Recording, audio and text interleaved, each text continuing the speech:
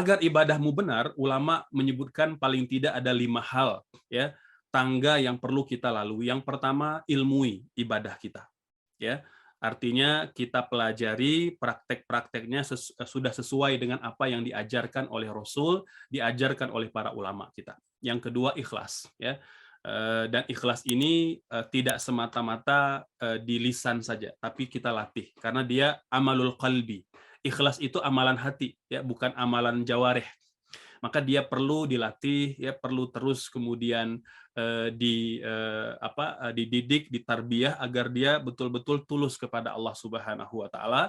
Dan latihan-latihan itu ya dalam keseharian kita belajar untuk memastikan bahwa ibadah kita itu tidak ada profit sharing dengan makhluk manapun. Semata-mata ikhlas hanya untuk Allah Subhanahu wa taala.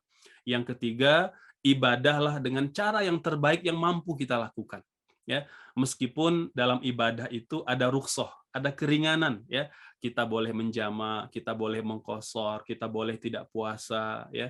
Kemudian kalau laki-laki boleh sholat di rumah dalam kondisi tertentu, ya, boleh meninggalkan jamaah, ya. Ada rukhsah-rukhsah yang diberikan. Namun tetap amal yang terbaik adalah amal yang paling berkualitas dan amal yang memang kita upayakan itu terbaik untuk Allah Subhanahu wa taala gitu. Ya, bukan tidak boleh kita mengambil rukhsah, karena kata Rasul Allah itu menyukai hamba mengambil rukhsahnya, mengambil keringanannya seperti mana dia suka juga hamba itu mengambil amal-amal terbaik dalam kehidupan mereka gitu. Ya, antara sholat tamam atau sholat qashar, ya, kedua-duanya ada kebaikan. Artinya kita tetap berbuat yang terbaik pada amal ibadah yang kita lakukan. Dan yang keempat, istiqomah. Istiqomah meskipun amal itu sedikit. Kata Nabi ketika ditanya amal ibadah apakah yang paling baik, beliau mengatakan adwa muha wa inqalla. Yang paling istiqomah, yang paling berkelanjutan, yang paling kontinu, ya. Meskipun sedikit, maka jangan pernah remehkan sholat duha yang hanya 2 rakaat misalnya, masya Allah, yang 4 rakaat misalnya, ya. Tilawah kita setiap hari 1 juz, ya, atau qiyamul lail kita, ya, meskipun mungkin tidak sebanyak Nabi, tidak sehebat Nabi, tapi minimal 2 rakaat, ya. Witir-witir kita sebelum tidur, ya, zikir-zikir maksurat kita, doa terkala hujan, ya, kemudian mendoakan anak, mendoakan pasangan kita, mendoakan keluarga, sedekah-sedekah pagi kita, sedekah malam kita, sedekah siang kita, jangan pernah remehkan. Gitu, ya. Termasuk kita berupaya menjaga kehormatan diri kita dari perbuatan dosa, perbuatan maksiat, perbuatan zina, nauzubillah, ya. Kita rawat diri kita karena tubuh kita ini kan amanah dari Allah Subhanahu wa taala. Maka istiqomah, ya, itu akan membuat ibadah kita benar. Dan berupayalah untuk beribadah secara jamaah semampu kita, ya. Karena ternyata jamaah ini punya kekuatan tersendiri. Nabi ketika ditanya, bagaimanakah agar kita istiqomah dan tidak mudah futur? Apa kata Nabi? Alaikum bil jamaah. Hendaknya engkau senantiasa beribadah berjamaah.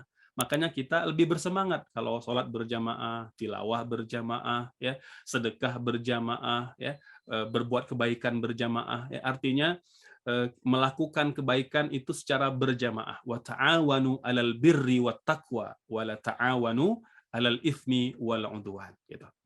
Baik, yang terakhir hadirin sahabat-sahabat yang dimuliakan Allah Subhanahu wa taala, ada 7 hal penting seputar ibadah, ya. Ini sebagai sebagai penutup ya untuk sesi kajian pada pagi ini. Setelah ini kita akan persilakan kepada hadirin untuk bertanya atau berdiskusi. Dalam ibadah itu pertama kita pelajari rukun, syarat dan kaifiatnya gitu ya. Dalam ibadah sholat, ibadah toharoh, ibadah puasa kita pelajari. Yang kedua, pelajari pula yang membatalkan dan yang merusak ibadah ya. Kalau yang membatalkan itu perlu tahu ya secara detail, kemudian yang merusak ibadah dari mulai riya ya dan sum'ah serta perbuatan-perbuatan lain yang bisa merusak ibadah kita. Yang ketiga, jangan lupa bahwa dalam ibadah itu ada variasi pendapat. Maka pilihlah pendapat yang memang sudah biasa kita lakukan. Yang penting dia punya sandaran, punya afiliasi kepada para ulama kita. Tidak wajib kita tahu itu pendapat siapa, yang penting kita yakin, kita siko itu di antara salah satu pendapat yang benar. Ya, walaupun kemudian alangkah lebih baik jika kita punya kemampuan, kita tahu nih apa dalilnya, apa sandarannya, meski tidak wajib. ya, agar tidak memberatkan, karena ulama sepakat bahwa orang awam itu tidak wajib untuk mengenal secara detail dalil-dalilnya, ya, karena taklid itu adalah ittiba'ul ulama min ghairi ma'rifatid dalil, ya. Taklid itu yang bagi orang awam mengikuti pendapat para ulama dengan tidak dituntut untuk mengetahui dalilnya. Yang penting itu ucapan ulama dan kita sikoh padanya, ya. Itu terkait dengan variasi pendapat. Yang keempat, toleransi. Ya, dengan kita mengetahui adanya variasi pendapat, kita mentolerir, ya, tidak merasa paling benar, tidak merasa kitalah yang paling sunnah, ya. Jadi dengan mengetahui ada variasi pendapat, kita semakin tolerir. Yang berikutnya, waspadai bid'ah, terutama bid'ah-bid'ah yang sudah disepakati oleh para ulama, ya, itu kita tinggalkan. Ya, adapun bid'ah di mana ulama berbeda pendapat, ya kita pilih sesuai dengan keyakinan kita. Kemudian ibadah fardu, ibadah yang sunnah juga perlu kita ketahui. Agar apa? Agar kita perlu membuat skala prioritas. Kita nggak mungkin beribadah sepanjang waktu dengan segala kesibukan dan pekerjaan dan amanah-amanah yang ada di pundak ataupun di bahu kita. Maka lakukan skala prioritas. Yang paling utama yang fardu. Ya, maka Nabi juga ketika menasihati para sahabat, perbaiki kualitas ibadahmu mulai dari yang fardu dulu. Ya, dari mulai sholat, dari puasa, zakatnya, hajinya, umrohnya, barulah kemudian kita di samping memperbaiki kualitas yang fardu, kita menambah yang sunnah. Karena yang sunnah itu memperbaiki atau menambal kekurangan pada yang fardu. Yang terakhir, lakukanlah semua perubahan-perubahan itu secara bertahap, sederhana dan tidak hulu, tidak berlebih-lebihan. Ya, karena sesuatu yang berlebih-lebihan itu baik pada ibadah atau pada muamalah pasti akan merusaknya. Demikian penjelasan pada pagi ini, Kang Zikri. Kita persilakan kepada sahabat-sahabat untuk bertanya seputar tema ini. Demikian, Baik. wassalamualaikum warahmatullahi wabarakatuh. Waalaikumsalam warahmatullahi wabarakatuh. Alhamdulillah, jazakallah khair untuk Ustadz Ardiansyah. Dan ada beberapa menit insya Allah yang bisa kita manfaatkan untuk sesi tanya jawab. Sudah ada yang masuk satu pertanyaan dari sahabat Malik yang ditanyakan, kenapa sahabat berdoa keburukan kepada sahabat yang berbuat kesalahan dan Rasul membiarkannya? Seperti ada kalimat, semoga Allah membinasakan kalian karena kalian telah berfatwa dengan kebodohan kalian. Apakah memang ada hikmah di balik peristiwa ini, Ustaz? Ya, baik ya. Terima kasih kepada Kang Malik ya yang sudah bertanya. Pertama, bahwa perkataan tadi itu bukan perkataan sahabat, tapi perkataan Rasul Shallallahu Alaihi Wasallam ketika beliau menerima kabar ada sahabat yang meninggal dunia karena salah fatwa. Ya, Nabi mengatakan, qatalu, mereka telah membunuh saudaranya dengan kebodohannya, qatalahumullah, semoga Allah juga membinasakan mereka. Ulama hadis ya menjelaskan maksud perkataan Nabi ini tidaklah dalam arti yang sesungguhnya, ya, tetapi kalimat-kalimat itu adalah kalimat-kalimat kemarahan. Nabi manusia biasa, beliau marah, ya, dan tentunya marahnya sangat bertempat, marahnya sangat sesuai pada kondisi yang harus beliau marah, gitu, ya, karena beliau menekankan kepada kita orang-orang beriman tidak boleh berbicara itu di luar kapasitas kita, ya.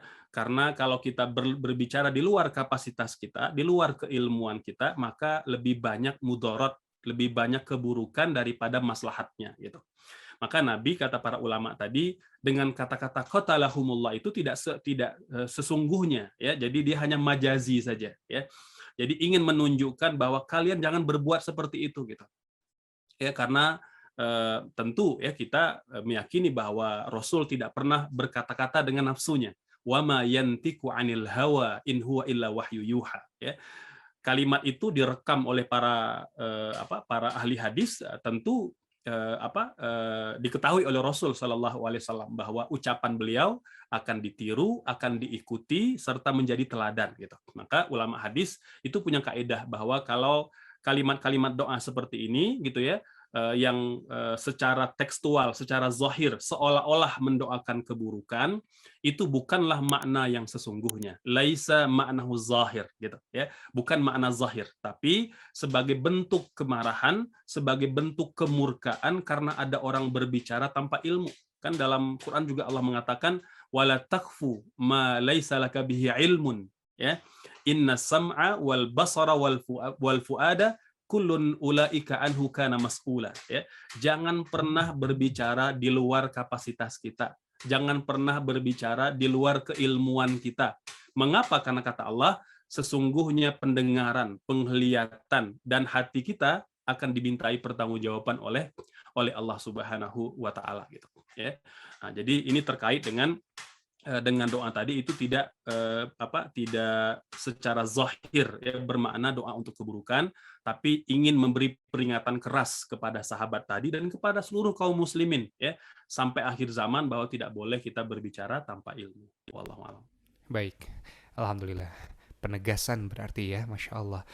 Baik, selanjutnya ada pertanyaan dari sahabat kita yang anonim, tidak menyebutkan namanya.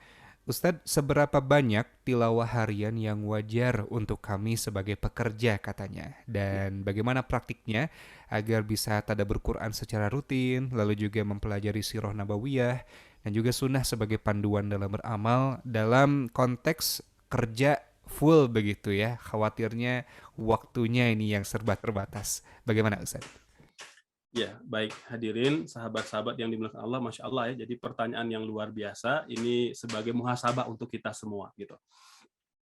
Bahwa kita diberikan waktu 24 jam. Waktu yang sama ya, tidak ada makhluk di dunia ini yang punya waktu yang berbeda. Semuanya sama gitu ya. Yang berbeda adalah bagaimana cara kita mengelolanya, yang berbeda adalah bagaimana cara kita memanfaatkannya gitu ya. Yang pertama bahwa kita tidak akan punya kekuatan, tidak akan punya kemampuan untuk mengelolanya sendiri. Ini perlu kita tanamkan lebih awal. Agar apa? Agar kita tidak serta-merta ya itu mengandalkan kemampuan kita karena nggak bakal mampu. Karena kata ulama itu innal auqat ya innal wajibat aktsar minal auqat. Sebenarnya kalau kita hitung-hitung secara logika kewajiban kita itu lebih banyak daripada waktu yang tersedia.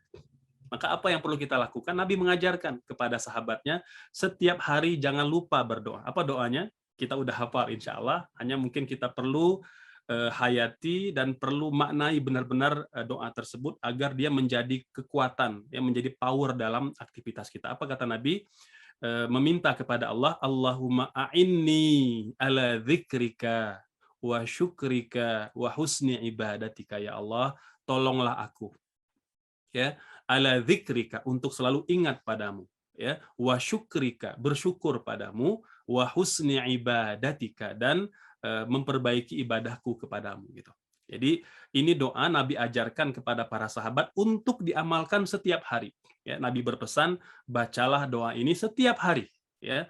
Apalagi kalau kita bisa ulang, kita hayati setiap waktu ya, agar kita mendapatkan kekuatan gitu. Karena kalau kita hitung-hitung, kita tidak akan mampu melakukan semua pekerjaan-pekerjaan kita. Dengan berdoa seperti tadi yang Nabi ajarkan, insya Allah kita akan diberikan kekuatan, kita akan diberikan kemampuan untuk mengerjakan semua aktivitas kita gitu. Nah, terkait dengan pekerjaan kita yang banyak, ibadah-ibadah yang juga perlu kita optimalkan, setelah kita berdoa meminta tolong kepada Allah, maka kita perlu atur jadwal tadi. Kan kata Nabi, ihris ala ma yanfa'uka. Rencanakan segala kebaikan yang perlu kita lakukan dan tetapkan skala prioritas gitu. Ya. Jadi karena kalau kita bekerja, ya pekerjaan yang tidak mungkin disambi dengan aktivitas yang lain, maka kita fokus beribadah gitu, bekerja gitu, mengoptimalkan dengan terus berdoa, insya Allah kita diberikan kekuatan, diberikan kesehatan, diberikan waktu untuk bisa tilawah gitu ya. Jadi ini rahasia doa Nabi tadi, kata para ulama bahwa setiap kali kami mendawamkan doa itu, Allah selalu berikan waktu dan kemampuan serta kemauan kami untuk beribadah. Subhanallah. Kita kan kadang-kala kalau pulang ke rumah karena sudah terkuras tenaga di luar, pulang udah capek, udah lelah gitu ya. Tetapi dengan meminta tolong kepada Allah Subhanahu wa taala, sang pemilik fisik, sang pemilik tenaga, sang pemilik kesehatan ini, Allah akan berikan kemampuan-kemampuan itu. Maka sesempit apapun, sesulit apapun, insya Allah dia akan ada peluang untuk tilawah, untuk maksurot, ya, untuk baca buku, insya Allah ada. Ya, karena dia tidak pernah bertopang pada dirinya, bertopang pada kemampuannya. Demi Allah, sahabat-sahabat sekalian, kalau kita merasa mampu memikul beban kita, niscaya kita akan dipikulkan pada diri kita sendiri. Gitu. Tapi kalau kita bersandar kepada Allah, insya Allah Allah adalah zat yang tidak pernah meninggalkan kita. Bukankah surah yang kita baca dalam Al-Ikhlas, Qul huwallahu ahad, Allahus samad, Allah tempat bergantung, ya, tempat bersandar gitu. Maka jadikanlah Allah itu tempat bersandar kita agar kita dapat menyelesaikan semua amanah-amanah tadi gitu, ya. Itu insya Allah jika sudah dirutinkan, didawamkan, ya insya Allah ya kita akan mendapatkan kemampuan untuk mengatur jadwal itu agar mampu kita lakukan. Wallahu a'lam. Alhamdulillah, baik. Terima kasih Ustadz. Mungkin satu lagi, karena memang banyak yang bertanya namun waktu kita juga Ya. serba terbatas. Mudah-mudahan pertanyaan ini juga jadi mewakili yang lain ya. Dari sahabat Reni yang bertanya, jika kita melakukan suatu kebaikan karena ingin Allah membalas kebaikan kita, misal kita sedekah karena ingin Allah lebih berkahkan rezeki kita, lalu atau misal rajin sholat malam karena ingin hajat kita dikabul Allah, apakah itu termasuk ikhlas atau bagaimana Ustaz? Baik, ya. Pertama, kita diperintahkan beribadah tulus kepada Allah Subhanahu wa taala hanya mengharap ridho darinya, mengharap balasan darinya, mengharap surga darinya. Bukankah itu pamrih kepada Allah Subhanahu wa taala? Itu bagian dari keikhlasan kita kepada Allah gitu. Jadi ikhlas itu definisinya adalah al-ibadatu ibtigha liwajhillahi taala, ya. Jadi ikhlas itu definisinya adalah beribadah semata-mata hanya untuk ridho Allah Subhanahu wa taala gitu. Jadi kita minta pamrih boleh kepada Allah, minta ingin dilapangkan kehidupan kita, dimurahkan rezeki, dimudahkan urusan, mendapatkan keturunan, mendapatkan pasangan, ya, dilapangkan segala urusan, dijauhkan dari penyakit, dilindungi dari segala mara bahaya, boleh, ya. Kita itu beribadah boleh meminta dan boleh pamrih kepada Allah. Yang tidak boleh pamrih kepada manusia, ya. Karena kalau kita pamrih kepada manusia, Allah akan meninggalkan kita. Tapi kalau kita hanya pamrihnya kepada Allah Subhanahu wa taala, maka Allah akan cukupkan segala keperluan kita. Dari tentara-tentaranya, baik di langit, baik di bumi, dimanapun Allah inginkan, maka tentara-tentara Allah itu akan mendatangi kita sebagai duta-duta Allah mencukupkan keperluan kita. Jadi yang pertama itu kita perlu pahami benar-benar bahwa ikhlas itu tidak berarti tidak boleh meminta kepada Allah Subhanahu wa taala, karena Allah sendiri dalam hadis kursi, ya, cerita tentang nuzul rahmah, ya, Allah itu pada setiap malam di 2/3 malam Allah berseru, siapa yang meminta aku akan kabulkan. Siapa yang inginkan sesuatu aku akan perkenankan. Siapa yang minta ampun aku akan ampuni gitu, ya. Jadi kita meminta hanya kepada Allah Subhanahu wa taala. Nah, ini pula yang ditegaskan dalam surah Al-Fatihah. Setiap hari kita baca, Iyyaka na'budu wa iyyaka nasta'in, ya Allah, hanya kepada Engkau kami beribadah, kami menyembah, ya, kami beramal soleh. Wa iyyaka nasta'in, dan kepada Engkau pula kami meminta pertolongan gitu. Jadi boleh kita minta tolong kepada Allah, minta sesuatu kepada Allah, karena minta pamrih kepada Allah itu dibenarkan, ya.